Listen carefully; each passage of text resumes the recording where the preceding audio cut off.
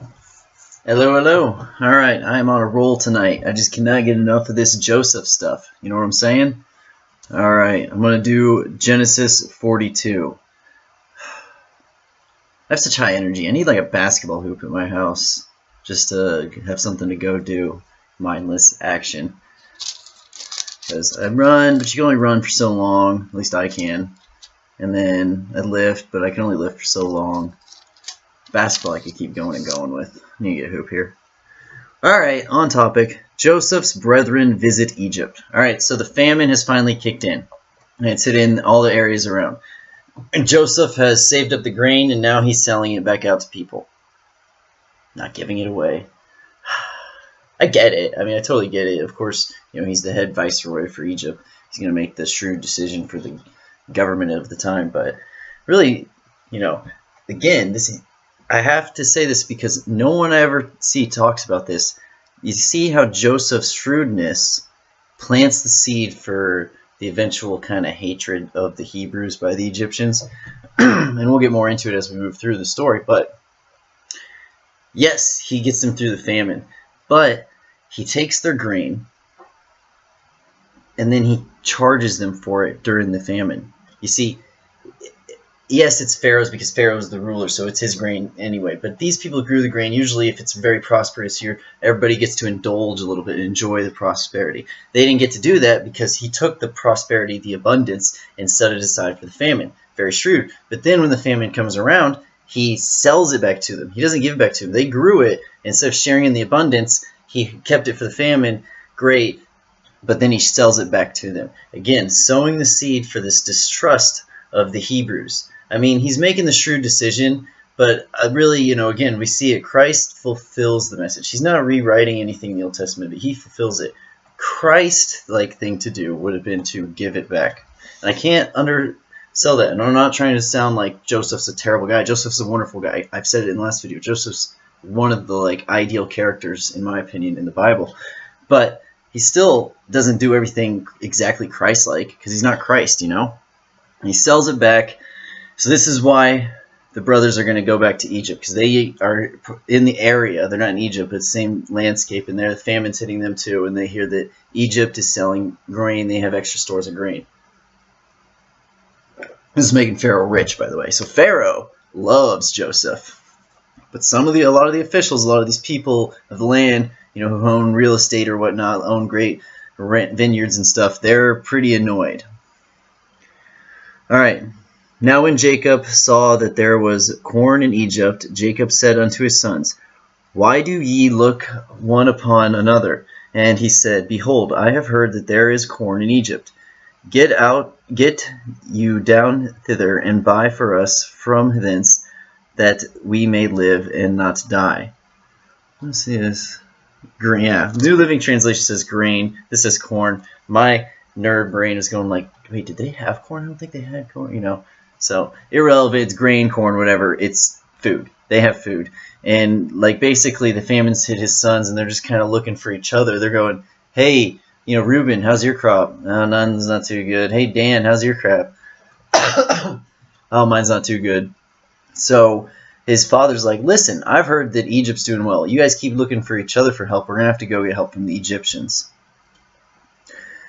Verse 3, And Joseph's 10 brethren went down to buy corn in Egypt. But Benjamin, Joseph's brother, so that's his full brother, Jacob sent not with his brethren, for he said, Lest peradventure mischief befall him.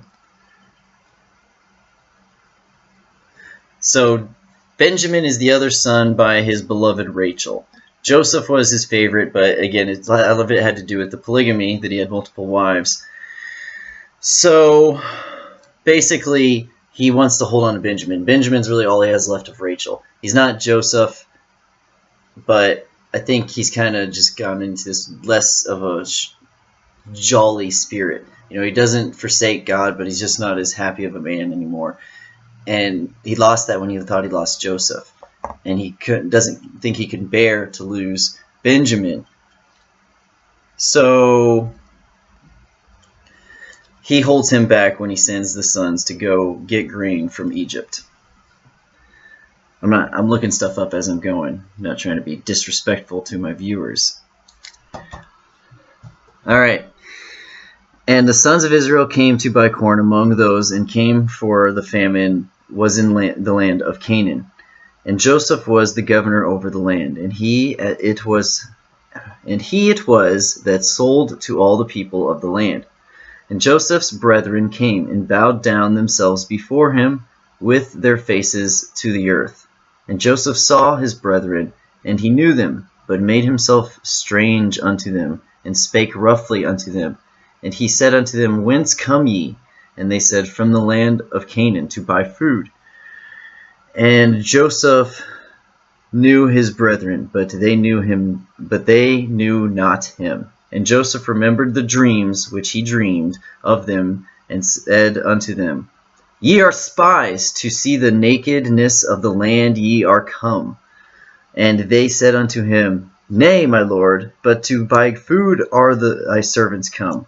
We are all of the one man's son. We are true men. Thy servants are no spies. And he said unto them, Nay, but to see the nakedness of the land ye are come. And they said, Thy servants are 12 brethren, the sons of one man in the land of Canaan. Behold, the youngest is this day with our father, and one is not.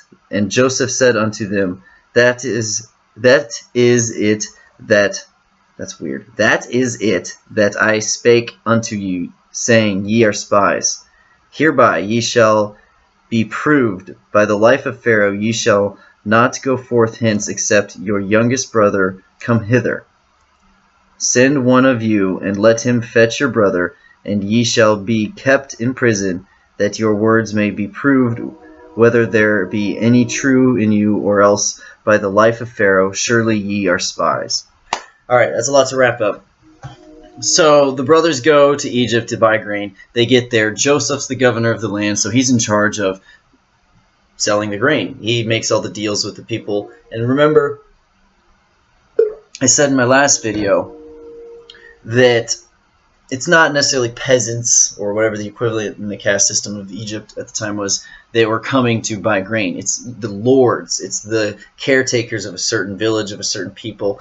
So it's like lords over their peasants or lords over their serfs. They're coming to buy grain for their people. It's not like each individual peasant.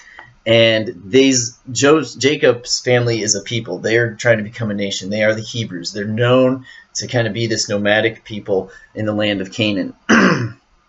So they're going to buy grain for their people. But you have to understand, Jacob and each one of these sons has their own household, and Jacob is their father.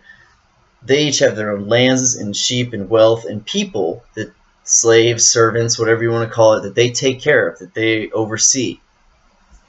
I mean, you can argue ethics, but they do. The Hebrews, we'll get into, have a lot of laws about how you have to treat your slaves. And remember, there's still laws. There's still humans in this religion, and also there's no such thing as like jobs back then. You have to understand, it's not like you could just go and get a job doing whatever. If you wanted to have, say, an easier life and not grow your own wealth, if you want to be more of a member of a community, usually there was some family or some structure over it, and this just happens to be the case with Jacob and his people.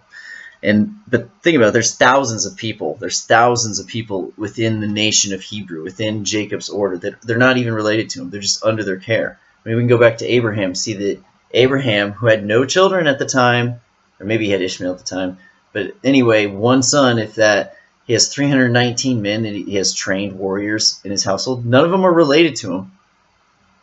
These are men following God that he's converted to the Word of God within his nation, within his household. So the Hebrew nation, the people of Hebrew, the people of Abraham and Jacob, aren't just the bloodlines. There's so many more people that they've converted, that live with them, that live on their land, and they oversee. These brothers claim, we're basically the princes of our patriarch of the Hebrews, the son of Jacob, blah, blah, blah. I mean, I don't think they say Jacob. But then, they don't. Then they basically say, oh, everything true. We are 12 brothers. One of them is not with us. One is no more. Of course, Joseph knows this, and he makes himself, he's all garbed up in Pharaoh type or Egyptian type stuff. He's changed his looks, I'm sure. I mean, has different hairstyle, all this stuff that they would have, because he's living in their society. He's still under Hebrew law and worship of God. He never turns away from that. But he does adopt their societal ways, so long as they don't conflict with the laws of God. So it's easy for you to understand that the boys who think their brother's dead, haven't seen him forever. The last time I saw him, he was a teenager. Now he's a full-grown man who's grown up in a different culture, so he's wearing different things. It just looks totally different. And Joseph wants all of his brothers there. He especially wants Benjamin there, because he remembers the dream he had, you know? And this is part of the dream, that his brothers will all bow down before him.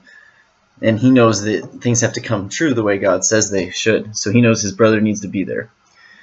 So send one of you so that you can, and he does it very shrewdly. It's clever, because they just said they're men of truth. They're men of honor, basically. They're telling the truth. You can trust them. So he's like, all right, we'll see. Because if you're lying, then you won't have another brother back there to come back with you. So they can't argue with his logic there.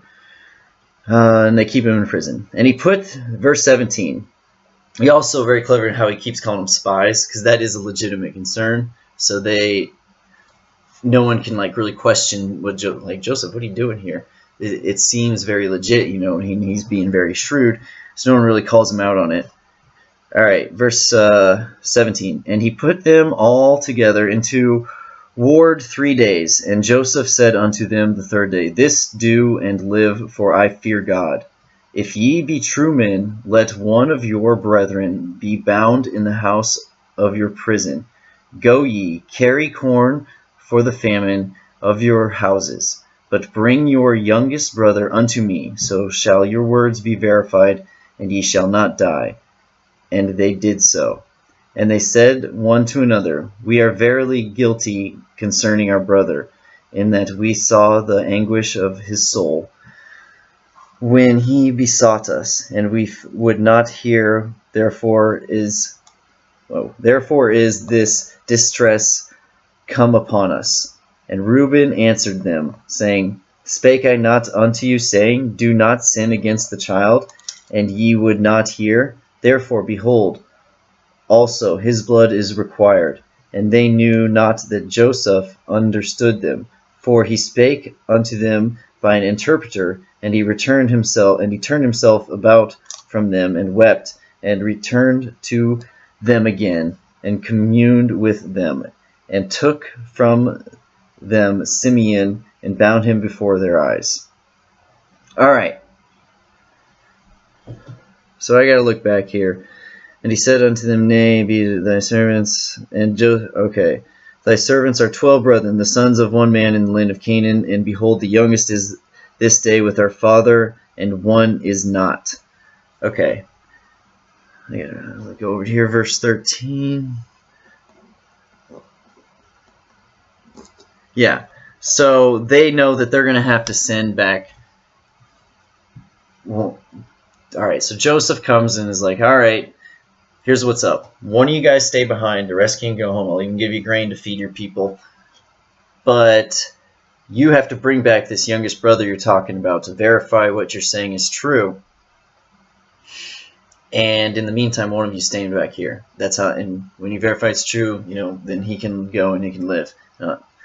They basically realize that they are guilty. You know, look at what we did this. We brought this upon ourselves when we sinned against God, when we harmed Joseph. You know, when we did what we did. And Reuben calls him out, answered them, saying, I spake unto you, saying, Do not sin against the child, and ye would not hear. Therefore, behold, also his blood is required.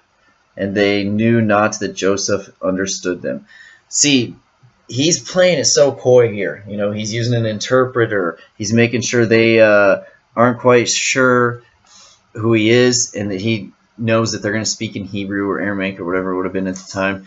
And he used an interpreter to speak in Egyptian. So, okay, I'm going to see what they're talking about.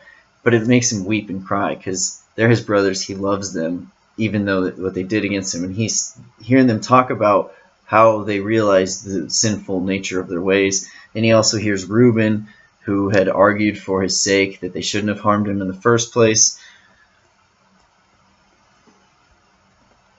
And then Reuben's like, now we got to answer for his blood. This is God's justice coming home to take hold of us. But notice how Joseph turns away and wept, and returned to them again, and communed with them, and took from them Simeon, and bound him before their eyes.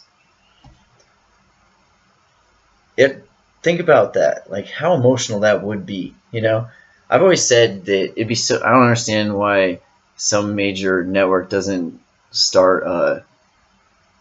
I know the History Channel kind of did sort of one, but just do a TV show on the Bible, because there's so much drama already involved in it. Look at this kind of drama. This is like soap opera or Game of Thrones type stuff. Your brothers betrayed you, but you came to power, and then they're there realizing the woe of their ways, and you want to kind of share in their forgiveness, or to let them know, or it just touches you that you realize that they are realizing what they did was wrong, and it causes you to weep, and you can't do anything for it. That's like good TV drama right there. All right, verse 25. Then Joseph commanded to fill their sacks with corn, and to restore every man's money into his sack, and to give them provision for the way. And thus did he unto them. And they laded their asses with the corn, and departed thence. And as one of them opened his back to give his as provender in the inn, he espied his money, for behold, it was on his sack's mouth. And he said unto his brethren, My money is restored, and lo, it is even in my sack.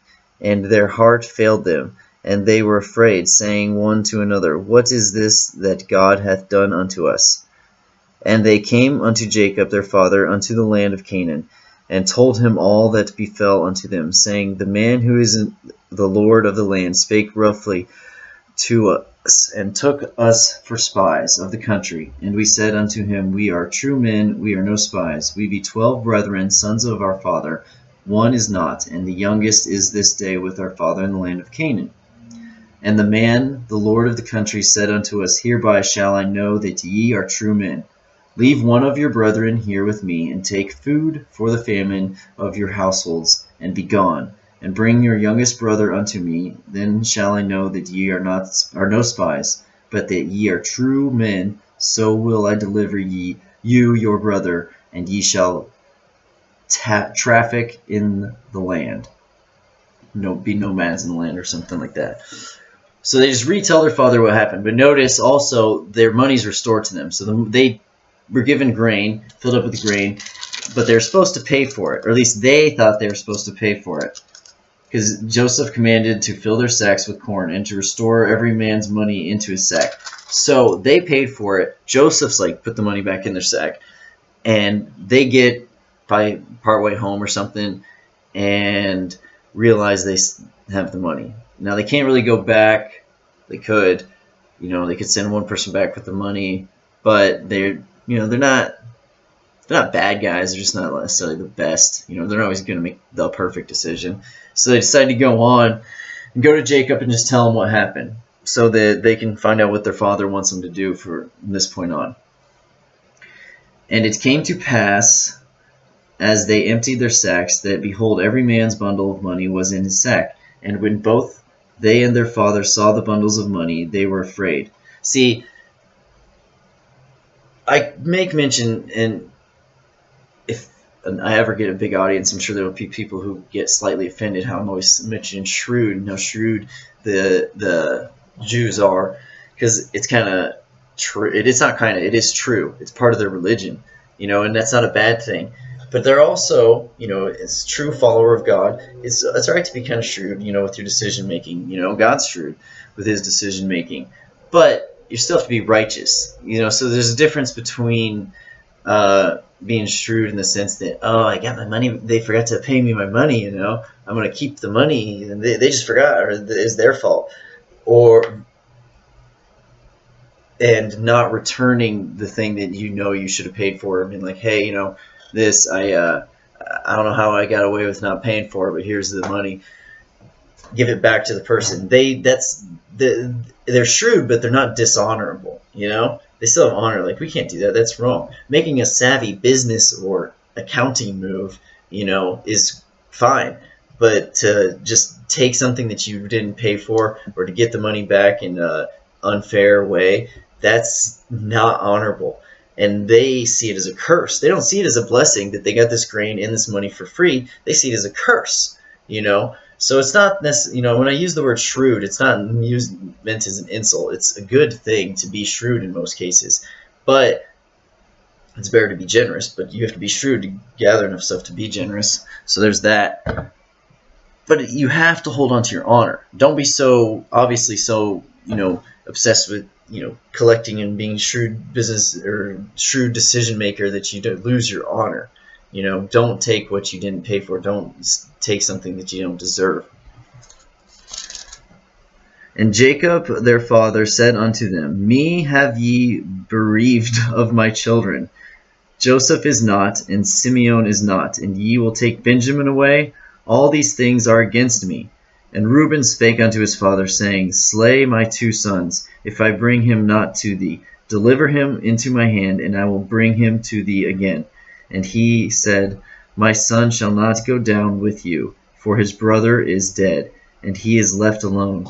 If mischief befall him by the way in the which ye go, then shall ye bring down my gray hairs with sorrow to the grave. I'm going to read over here the New Living Translation real quick on that same thing. And Reuben said unto his father, Ye may kill my 2 sons if I don't bring Benjamin back to you. I'll be responsible for him, and I promise to bring him back. But Jacob replied, My son will not go down with you. His brother Joseph is dead, and he is all I have left.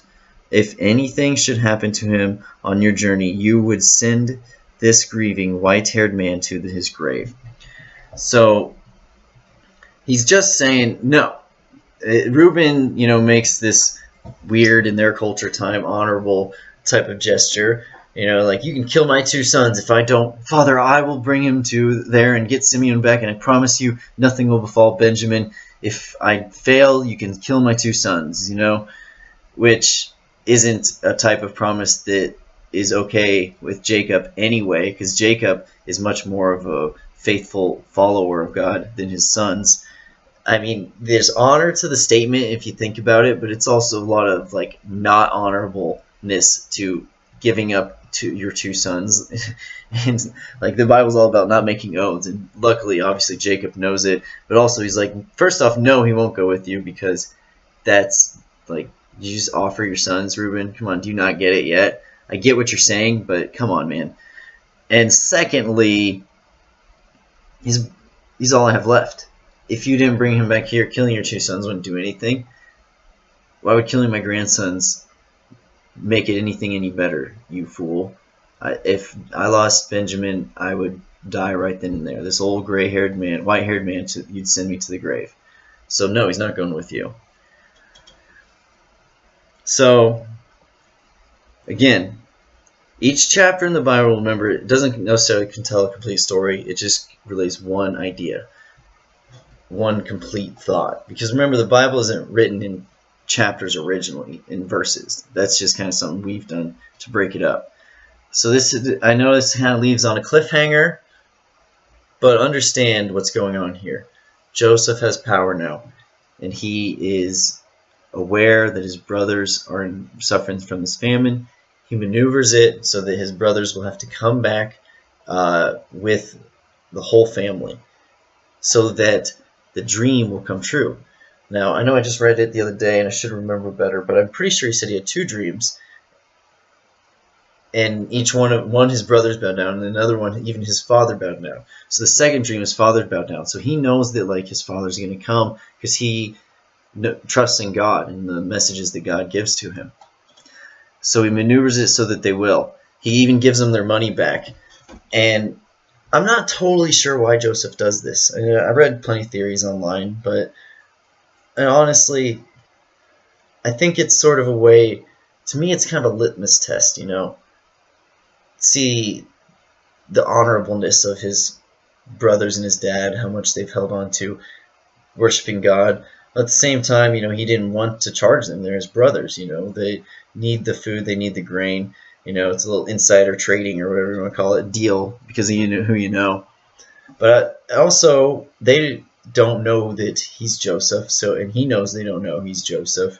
So the reason that he puts them in there, if he believes they're righteous, he knows they're not going to want to accept the money. So that's why I tend to think that it's a litmus test. See what they do when they come back here. Not that he'd necessarily condemn them if they didn't, but he'd have to call them out on it, you know? Alright, I'm getting ahead of myself, though. And again, I'm sorry I don't have necessarily like a complete moral message for this chapter of what's the moral message behind it. But I'm sure there's a lot if you can think about it. The love of brothers, the forgiveness of brothers. You know, you see that with Joseph weeping, and the care that he love that he still has for them, and he sees the love or the concern, or at least the remorse they have for the way they treated him. You see the love a father has for his son in it. That's pretty cool. But for the most part, I just think it's important to understand from this the difference between being shrewd and being shrewd without honor. You know, there's shrewd with honor, and then there's shrewd without honor. Shrewd with honor, you're going to be concerned when you realize that you walked out of a store without paying for something. Shrewd, you're going to be like, if you realize that you have an extra thing in your pack, you're going to be like, oh, haha, I got away with it, you know. All right. Everyone, hope you have a wonderful morning, afternoon, evening, or good night. God bless.